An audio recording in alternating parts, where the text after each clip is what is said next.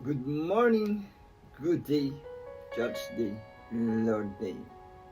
I am Brother Cesar Capistrano. Muli na naman po mag-share sa inyo ng Word of God. Ang ating pong topic sa araw na ito, ano ba ang nasa isip mo? Ano ito? Sa Biblia, atin pong aalamin yan. Meron po tayo isang talata sa araw na ito. Bago ko po basahin ang talata, tayo po ay manalangin muna. Diyos amang nasa langit, makapangyarihan sa lahat, sambahin ang ngalan mo. Maraming salamat po sa gabay, biyaya na pinagkakalob niyo sa amin sa bawat isa sa amin. Sa muli na naman pong pagdilat ng aming mga mata ay napakalaking biyaya po ito para sa amin. Muli na naman po namin magagampanan ang aming tungkulin para sa aming sarili, pamilya, trabaho, at kaawaan niyo po kami. Diyos Ama, kung kami po ay nagkukulang sa inyo, papasukin niyo po sa amin ang iyong presensya upang sa ganun po ay lubos namin maunawaan, maintindihan ang iyong salita na buhay at makapangyarihan. Sa pangalan ng Panginoong Yesus. Amen. Brother and sister, magandang araw na naman po ng linggo. Ang ating topic, ano ang nasa isip mo? Meron tayo isang talata sa araw na ito. Akin na pong babasahin ng talata ay nasa Colossus chapter 3 verse 1 to 2. Verse 1.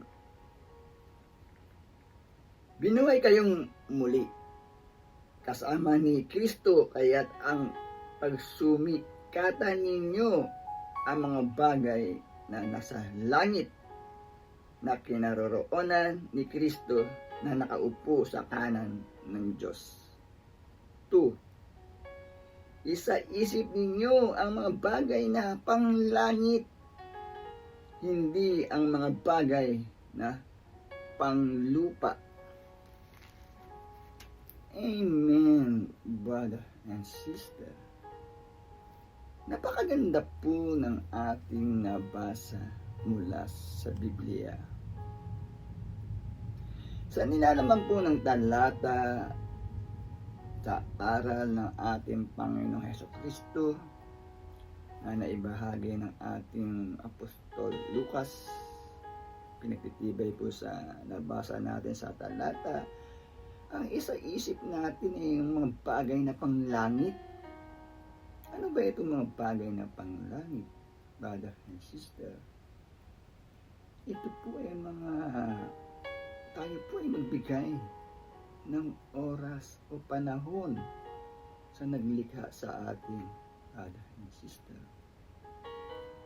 Tayo pumunta sa church, manalangin, magpasalamat, magpuri sa ating Diyos amang nasa langit. At ano pa ba ang itong mga bagay na panglangit? Ang mga pagsunod sa kautusan ng ating Diyos amang nasa langit, pagsunod sa aral ng ating Panginoong Jesucristo, brother and sister. Tayo po ay gumawa ng kabutihan sa kapwa. Alisin po natin, tanggalin natin ang mga bagay na panlupa, pagkat ito po ay ating ikapapahamak, brother and sister. Mga bagay na panlupa na hindi kalugod-lugod sa ating Diyos Ama nasa langit, mga bagay na panlupa na bawal sa batas, brother and sister. Mga panlupa na nakakagawa tayo ng mga kamalian na ating ikapapahamak, brother and sister. Kaya po tayo ay mag-ingat, brother and sister. Alisin natin ang mga kaugalian na panlupa, kapagkat ikasisira ng ating buhay, kapagkat ikapapahamak natin, kapagkat di tayo makakasama sa kaharian ng ating Diyos amang nasa langit, tayo nanatili sa mga bagay na panlupa. impyerno po ang ating baksak, brother and sister. Pero kung mga bagay na panglangit ang ating isasaisip, tayo po ay nakakasama sa kaharian ng ating Diyos Ama sa langit. At habang nandito pa tayo sa lupa, ay tayo ay mag-iingat, brother and sister. Ang bagay na panlangit ng ating isaisip, mga payo ng ating Diyos Amang nasa langit, mga aral ng ating Panginoong Jesucristo, mga pagpapakumbaba, matulungin, mapagmahal sa kapwa, mga bagay na panlangit po ang ating isaisip. Ayan po ang ating nabasa mula sa Biblia. Kaya po sana ay huwag po tayong manawa makinig every Sunday na aking pong ibinabahagi na salita ng Diyos na buhay at makapangyarihan upang sa ganun pa ay magkaroon tayo ng gabay, kontrol, kaalaman dito sa sanlibutan.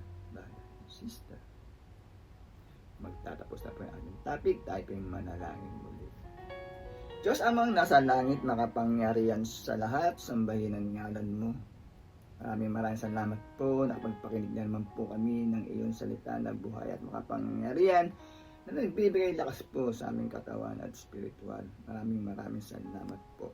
Sa ngalan ng Panginoong Yesus, Amen.